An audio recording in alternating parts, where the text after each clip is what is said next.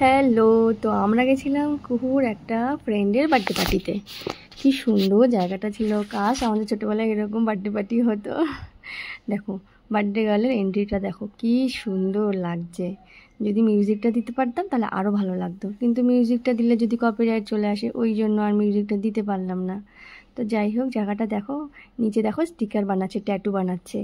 Birthday গার্লের ফেসে দেখলে না, ওই ট্যাটু। আর এইখানে বাচ্চারা চাবির রিং রেডি করছে।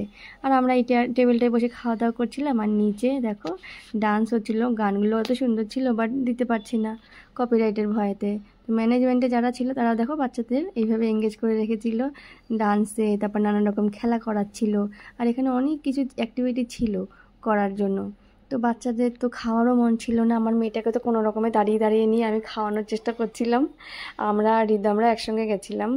ও বাচ্চা দুটো তাও ভালো, এসে এসে খেয়ে যাচ্ছিলো, কিন্তু আমার বাচ্চাটা এত বেকার, খাওয়ার দিকে নেই, শুধু লাফালাফি ঝাপাঝাপি।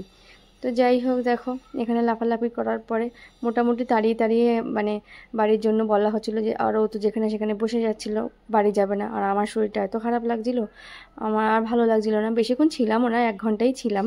তারপরে তাড়াতাড়ি করে বেরিয়ে গেছিলাম। আর এটা দেখো, এটা তো দারুণ লেগেছে আমার। এটা হলো ওই যে হাওয়াই মিঠাই আমরা খেতাম ছোটোবেলায়, সেই হাওয়াই মিঠাই।